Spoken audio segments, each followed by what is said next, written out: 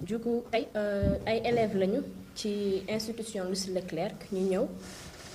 biñ ñëwee ñu fay suñu inscription fay suñu mensualité ñu fay lépp ba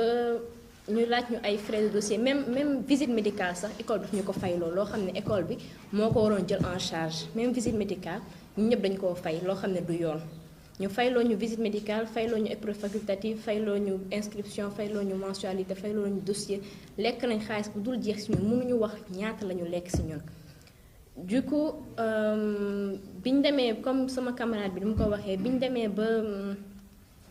ba ci fin de mois de mai nit ñi di recevoir seen ay jury nit ñi di recevoir seen ay numéro et tout ñu recevoir mu suñu surveillant ñëw ba ci classe bi di wax nit ñi seen jury ak seen table pour nit ñi marqué. ñu ñëw ba ci xaajata ñu ne ko yow définir guñu sa jury ñu ñëw ba ci rugi ñu ne ko définir guñu sa jury ñeneen ak ñeneen 9 lañu. léegi bi ñu demee ba quelques jours après ñu trouvé loolu bizarre nag dañoo waroon def brevet sportif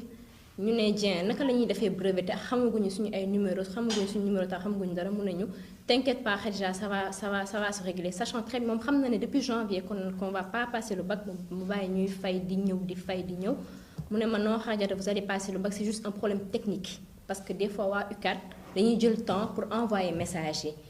ñun on lui fait confiance suñu surveillant la bu ñu nee suñu message dina ñëw on va croire dañuy xaar nekkate daf ñu doon fenn waxuñu dëgg léegi quelques jours après mu ne daf ñuy convoquer suñu parents ñu ne ko Dieng lan nga war a mën a wax suñu parents loo xam ne mënoo ñu ko wax ñun ñuy concerné yi parce que ñun ñooy def bac et tout mu ne ma non c'est très délicat il faut ngeen woo seen ay parents pour affaire après ki déposé dossier yi mu ngi tudd monsieur Diagne benn prof la ci école bi ñu dem ci monsieur Diagne ñu laaj ñu ne ko lan mooy problème bi mu ne soit office du bac ñaari problème la soit problème de timbre wala problème de extrait de naissance ma ne ko man personnellement Khadija mosuma am problème papier te awma problème timbre ndaxte joxe naa sama xaalis ba mu mat ñu ne ma yow Khadija amoo benn problème Dieng dafa lekk sa xaalis tout simplement mu wax ko ñeneen ak ñeneen donc ce qui veut dire que école bi dañoo lekk suñu xaalis directeur bi samay camarades waxuñu ci lu bari mais directeur bi il était au courant xam na bu baax li xew ci école bi xam na ne école am jubut xam na ne on n'allait pas faire le bac xam li xew ci école bi yëpp tout ce qui se trame dans l'école moom xam na ko école bi école la boo xam ne man bi ma dalee jàng ba tey mosuma gis école bu mel nii école bi am na drogue école bi am na délinquance école bi am na violence ku ko neex dugg ku ko neex génn des fois am na ñaari élèves yu nekk suñu classe ñoom ñoo gën a drogué ci école bi dañuy ñëw dugg drogué ba ne tat naan ba màndi dugg ci classe bi di miir daal léegi benn jour mu ñëw yor benn bouteille Sprite def ci ay liquidam ñëw naan ba màndi dugg ci classe bi jàppante ak prof AG bi ba naroon xeex ak moom loolu foog naa ne waa classe bi yépp ak prof bi mën nañu ko témoigner mu ñëw bëgg xeex ak prof parce que jour dafa màndi woon et tout mu ñëw daal ñun ñemewuñ ko natte bu nekkee ci classe bi ak ñun sax duñu mën a concentrer wu tellement il est violent tellement on n'est pas à l'aise il est avec son frère les deux ils sont pareils léegi pour revenir un peu si monsieur Dieng ak école bi ñun xam nañ ne duñu bac ça c'est clair mais li ñu bëgg message bi ñu bëgg faire passer mooy génération future bii di ñëw suñu ginnaaw ce qui veut dire ñi nekk seconde première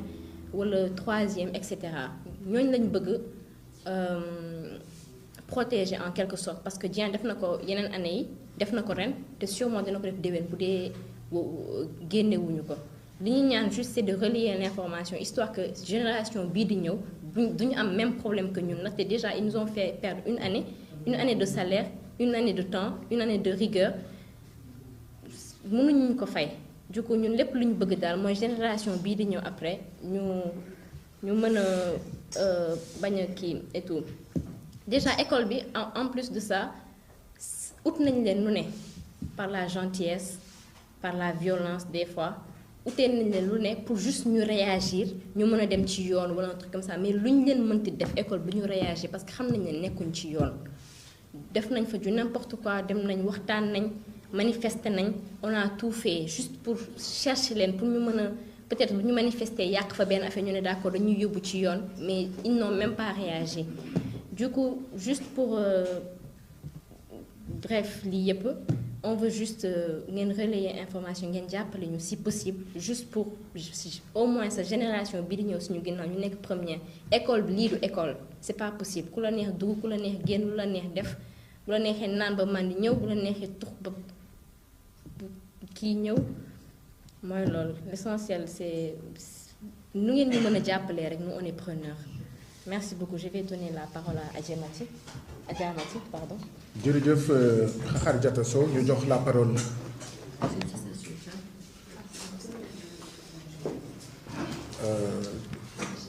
Je fais après dinañ ci ñëwaat. Simila. yaay xool ndax français wala dafa bëgg la xam. lu la neex wax. salaamaaleykum maa ngi tudd Adjamati Touré nekk élève ci école bi ñuy woowee institution Lucie Leclerc bi nekk Almadies bon damay commencer ca commencement ba parce que fii nii ñëpp problème yi mën naa ne c'est le bac mais am na ay différence ñii dañuy fayal seen bopp ñii maire bi moo leen jëloon promotion bi ñu parewee CM2 suñu CFA donc man maa ngi fa depuis 6e ba ren terminal problème yi mu ngi commencé seconde ay fay professeur ñii di daw ak yooyu noonu toog ay mois duñ def cours tel wala yooyu noonu daal léegi en première def nañ ko normalement sauf cours mat ndax toog nañ mën naa ne 2 mois duñ def mat te boo demee classe ci surveillant ba daf naan la waaw waaw waaw waaw waaw waaw mais du mës a réagir léegi terminal ñëw ñi mu ñu tànn ñi pour mu déposer ñi déposer luñ leen déjà surveillant bi mënul sax manipuler ordinateur ndax benn professeur la stagiaire pour mu déposer affaire yi professeur bi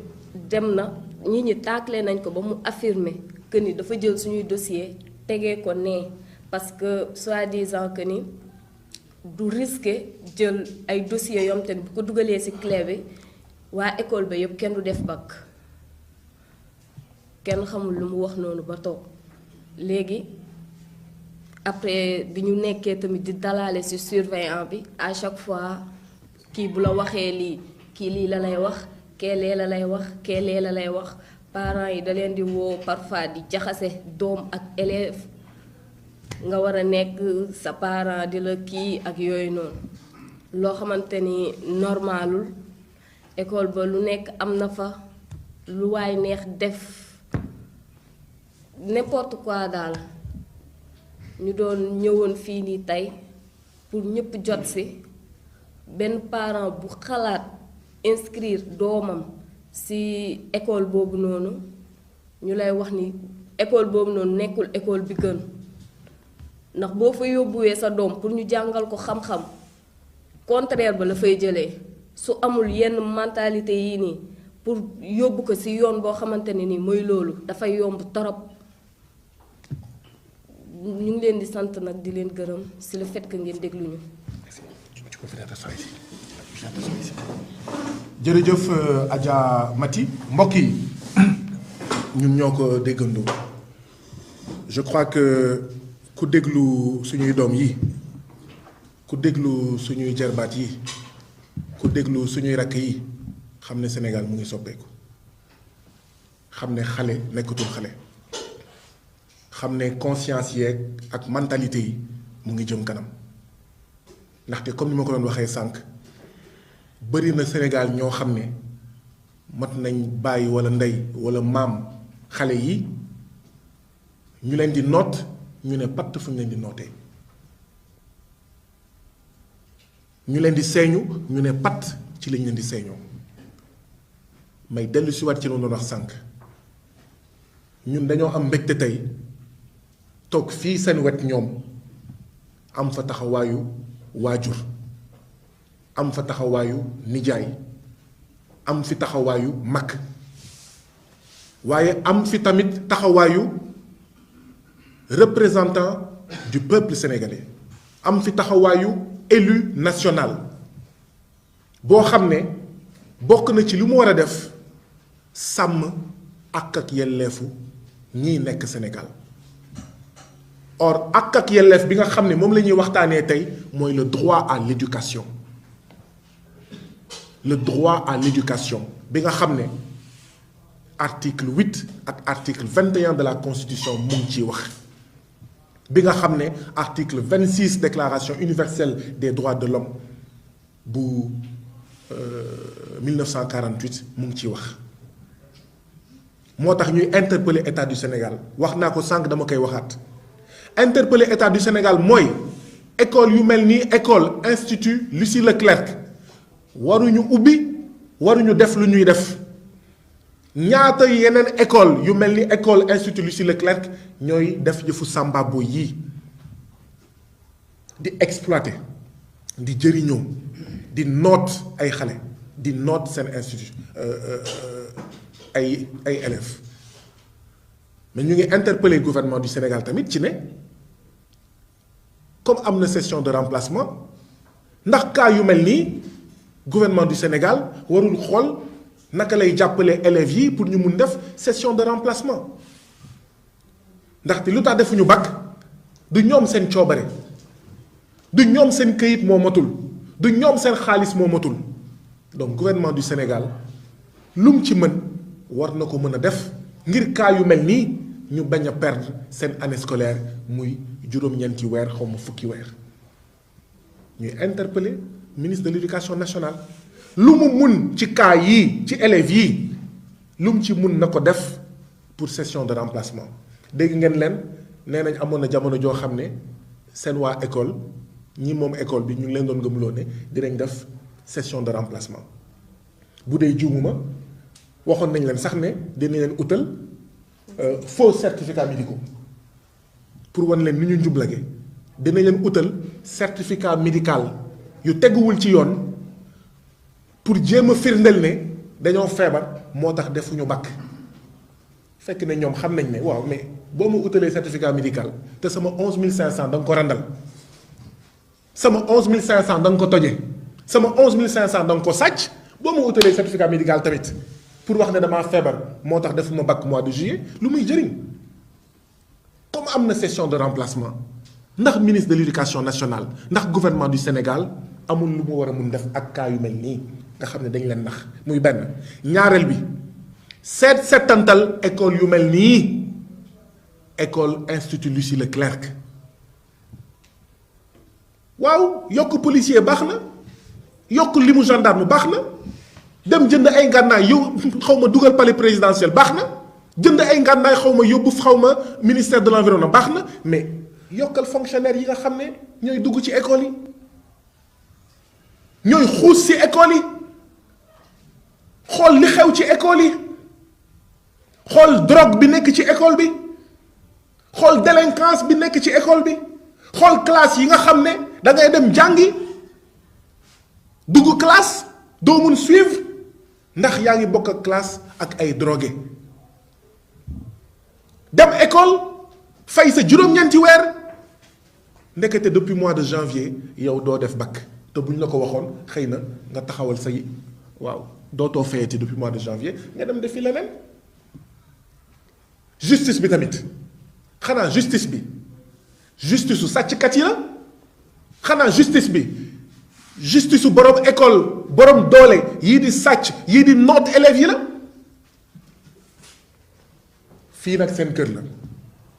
ici c'est votre maison ceux qui ont dit ñi nga xam ne dañoo wax ne ay xale ngeen coow li du mujj fenn coow laa ngeen soog a démarré gul sax ñu ngi dénoncé naka la ay xale amee seen jafe-jafe au lieu nga wax dëgg nga naan ay xale ngeen coow li du mujj fenn coow li commencé gul lii lancement dong la lii bande annonce dong la lii bu doyulee on va aller faire une marche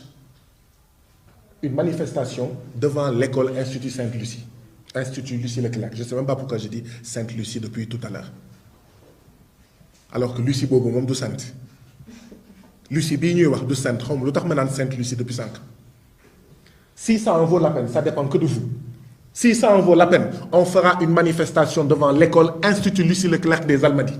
Si ça en vaut la peine, on ira devant l'IA de Dakar pour interpeller l'IA de Dakar, xaw ma IF de Dakar ak ñoom seen. Parce que lii warul continuer. L'État du Sénégal doit s'emparer de ce dossier. Que justice soit rendue à ces élèves dont le droit à l'éducation a été piétiné. Que justice soit rendue à ces élèves, que des dommages et des intérêts leur soient payés. Que justice soit rendue à ces élèves pour que plus jamais ça. Suñu kàddu tamit mooy comme ñoom nuñ ko waxee, quelle responsabilité? Élèves yi ay élèves yu responsable lañu dégg ngeen lu ñu wax ñun suñuy rakk ñii nekk première ñii nekk seconde am na sax lu ñu fàtte nee nañ je crois am na benn élève troisième bu dund la même chose que vous. Élève troisième boo xam ne moom itam dañoo randal xaalisam kon moom du def BFEM. Quelle responsabilité? Que justice soit rendue. Que l'État du Sénégal puisse en même temps que nos enfants dire plus jamais ça à l'école Lucie, l'Institut Lucie Leclerc. Plus jamais ça dans aucune école du Sénégal. waaye tamit que l'État du Sénégal garantisse la sécurité à nos enfants dans les écoles. ñu jël li nga xam ne ginnaaw yàlla ak yonent bi moo ëpp solo pour ñun ci suñu dund maanaam suñuy doom. ñu bàyyi leen ñu dem école ndekete école bu ñuy dem drogue ma nga fa délinquance ma nga fa dugg na fii génn fii waaw mais yokk leen li mu fonctionnaire yuy dem ci école yi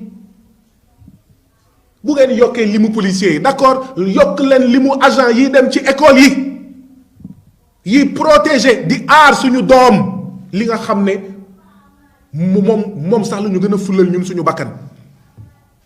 ndax lu ñuy def yépp ginnaaw yàlla ak yonent bi ñooma donc lii mooy suñu taxawaay tey conférence de presse la woon bu doyulee dinañ ci waxtaan ak ñoom dinañ def manifestation buntu école Institut Lucie Leclerc fan yii di ñëw wala waxtu yii di ñëw naa interpeller gouvernement du Sénégal à travers une question écrite affaire bi du yem fii rek dinañ xeex ci mbedd bi ngir le respect des droits de l'éducation de nos enfants waaye dinañ dem Assemblée nationale interpeller gouvernement bi ne ko yow gouvernement du Sénégal ana loo doon xoolee ba kaa yii dal suñuy doom yi nekk école Institut Leclerc ana foo nekkoon bi ñuy noot di sàcc di menacer di maltraiter c'est de la maltraitance suñuy doom yi nga xam ne dañ leen yóbbu école ana foo nekkoon nga sëgg rek ci Adji Sarr doo wax ci Rugi doo wax ci Adji doo wax ci Xarjata doo wax ci Sabali lii mooy suñu taxawaay kon fan yii di ñëw waxtu yii di ñëw dinañ leen wax suñu plan d'action bi nga xam ne moom lañu war a dérouler ngir liñ leen sàcc ñu delloo leen ko li ñu jël ci ñoom dommages et intérêts ñu fay leen ko justice def liggéeyam amul aji am ndey ak Adja amul ndey waaw Aji Mati Touré amul Adji Sarr am ndey Aji Mati Touré amul ndey amul aji am ndey Rugi amul ndey amul aji am ndey Xarjata amul ndey amul aji am ndey Sabali amul ndey déedéet donc ñu ngi leen di gërëm di leen di sant est-ce que am na ay questions bu dee am na ay questions ñu ngi fii dinañ ci tontu oui.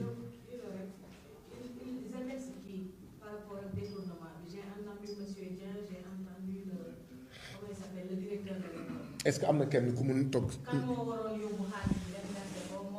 kan moo bëgg a ñëw toog pour tontu.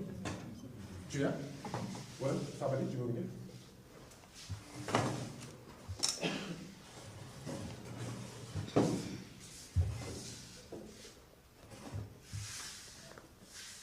Pour répondre à votre question, nous, le surveillant général, c'est M. Dian. Maintenant, il y a un prof qui était chargé de déposer les dossiers. C'est à lui de gérer les trucs qui sont en rapport avec l'office des bacs. Du coup, lui, tous les jours, lui, il a raté un mois de cours pour nous dire qu'il était tous les jours à l'office en train de déposer nos dossiers et tout. Donc, quand le problème a éclaté, nous, on est parti directement voir M. Dien, vu que c'est à lui qu'on a remis notre argent et tout. Lui, il a dit qu'il n'a pas de réponse à nous communiquer, qu'on n'a qu'à attendre la convocation. M. Dien, oui, c'est le surveillant général. Le surveillant général. Ensuite, quand on est parti voir M. Diagne, lui, il nous a expliqué que M. Diagne, c'est le prof de philo et de français. En même temps, c'est lui qui était chargé de déposer les dossiers et tout. Lui, il nous a expliqué que quand il est parti à l'office, il y avait un problème de timbre pour les 11 510 000 par frais de dossier, qu'il n'y avait pas ce timbre-là sur nos papiers et que c'est pour ça qu'on n'a pas accepté. Lui, quand il a dit qu'il a remarqué le problème, il a appelé M. Dien. M. Dien lui a dit « Ok, ça va être réglé ». Ensuite, il a attendu plus tard, quand c'était déjà clos, pour lui dire « Va déposer les trucs là ». Alors qu'en ce moment-là, c'était déjà clos. Et à l'office, on lui a dit « Maintenant, c'est impossible, c'est plus possible de déposer quoi que ce soit ici ». Et le problème des matières facultatives aussi, c'était là-bas. Parce que lui, il a dit que quand il est parti, il a vu sur toutes les fiches à remplir là, on avait tous coché la case où il fallait faire les matières facultatives. Mais il n'y avait pas l'argent encore. Donc quand il a inséré ça avec la clé, on lui a dit à l'office que c'est de la fraude, vu qu'on a coché, mais qu'on n'a pas donné l'argent. Donc lui, il a directement accusé M. Dien d'avoir mangé l'argent. C'est bon? Oui. waaye ci gàttal ñun xam nga ñun duñ fi nekk di naan monsieur Diagne ñu ñuy këlli ñu ñuy ping pong di ñu yooyoo école bi la parce que monsieur Diagne école bi moo ko tànn monsieur Diagne école bi moo ko tànn monsieur Sagna école bi moo ko tànn monsieur Diop ak Ndiaye école bi moo ko tànn donc école bi la benn. Deuxièmement état bi tamit parce que boo waxee boo bàyyee ay nit ñu samp école boo xam ne yàgg na ndaxte dégg ngeen nee na moom 6e la dugg ci école bi xam ngeen ni 6e yàgg na mu ngi nii terminal école bi am na këyit amul këyit loolu beneen coow la bu amulee këyit état baa ngi fi moo ko bàyyi bu amee këyit état baa ngi fi moo toog seetaan lii am li muy recruter ay policiers ngir dóor ay manifestants na recruter ay fonctionnaires du Sénégal ñuy surveiller suñu école yi di seetantal suñu école yi est-ce que am na beneen laaj ok bu dee laaj yi jeex na ñu ngeen di gërëm yéen ñëpp di leen di sant. yow waaye Moussa xoolal